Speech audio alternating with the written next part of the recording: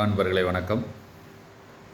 அனைத்து ஆன்மீக நல்லுள்ளங்களுக்கும் அனைத்து நண்பர்களுக்கும் எனது முதற்கண் வணக்கத்தை தெரிவித்துக் கொள்கிறேன்.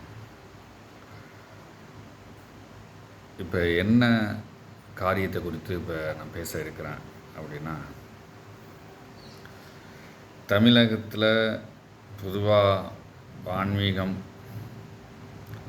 ஆன்மீக ரீதியான ஒவ்வொரு நிகழ்வுகளும் அதை சார்ந்த வியாபாரங்களும் பெருவாரியாக நடந்து கொண்டு வருகிறது. இதில் ஆன்லைனில் நிறைய பூஜை பொருட்களும் மாந்திரீக குடுவைகளும் மாந்திரீகம் சார்ந்த பொருட்கள் ஆன்லைன்லேயும் மாந்திரீகர்களும் தனது யூடியூப் சேனல் மற்றும் வாட்ஸ்அப்புகளிலும் ஃபேஸ்புக் மற்றும் இன்ஸ்டாகிராமிலும் தொடர்ந்து விளம்பரப்படுத்தி அதன் மூலம் நிறைய வாடிக்கையாளர்களை உருவாக்கி அதன் மூலம் வியாபாரம் செய்து வருகிறார்கள்.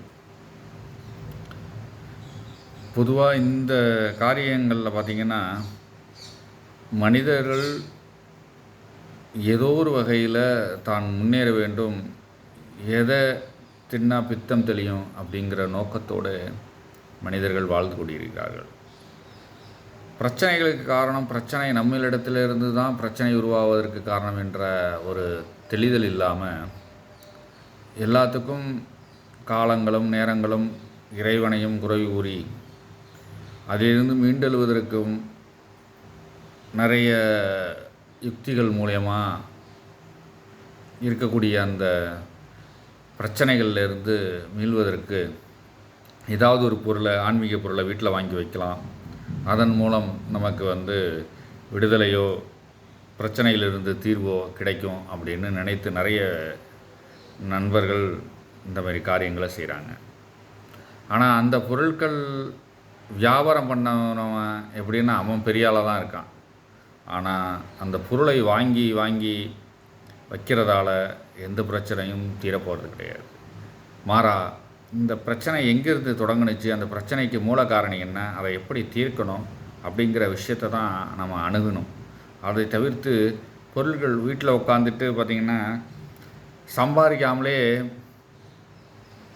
கோடீஸ்வரன் ஆகணும் அப்படின்னு நினைக்கிறது எவ்வளோ பெரிய முட்டாள்தனமோ, அதுமாரி நம்ம பிரச்சனைக்கு வெளியிலிருந்து தீர்வு தேடுறது தப்பு.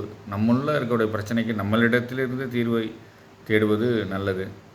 அதை தவிர்த்து மற்ற எல்லா விஷயங்களுமே இருக்கக்கூடிய அந்த வியாபார நோக்குடன் செயல்படக்கூடிய அந்த கம்பெனிகளால் விற்கக்கூடிய ஆன்மீக பொருட்களையும் மாந்திரிகர்கள் ஜோதிடர்களால் பரிந்துரைக்கப்படக்கூடிய பொருட்களையும் வாங்கி இவர்கள் நிறைய நேரத்தையும் காலத்தையும் அவர்களுடைய வாழ்வையும் முற்றிலும் வீணாக்கி கொண்டு வருகிறார்கள்.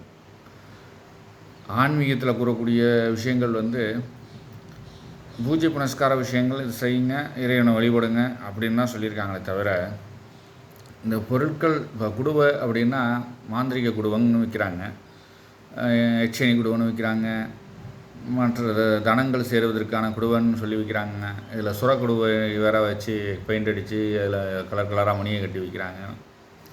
இப்போ வேலு வச்சுருந்தா வீட்டில் வச்சா நல்ல ஒரு இதுன்னு முன்னேற்றம் சொல்லி சொல்கிறாங்க.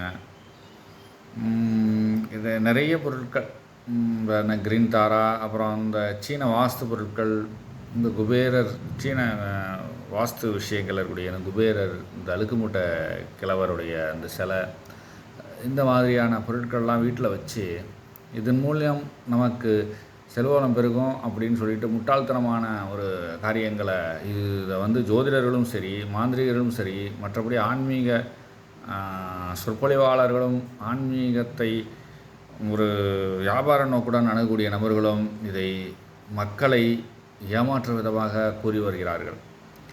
எவ்வளோ காலந்தொட்டும் இந்த பிரச்சனைகளுக்கு பொருட்களை வாங்கி வைத்து தீர்வாகாத விஷயங்களும் நிறைய இருக்குது. அதனால் இதை மக்கள் விழிப்புணர்வோடு அணுகி உங்களுடைய பிரச்சனை உங்களிடத்திலே இருந்து ஏற்படக்கூடிய பிரச்சனை, அந்த பிரச்சனைக்கு உண்டான தீர்வுகள் உங்களிடத்திலே இருக்குது அப்படின்னு நீங்கள் முதல்ல சிந்தித்து செயல்படணும் என்று அன்புடன் கேட்டுக்கொள்கிறேன். நன்றி, வணக்கம். இது ஒரு விழிப்புணர்வு பதிவு மட்டுமே.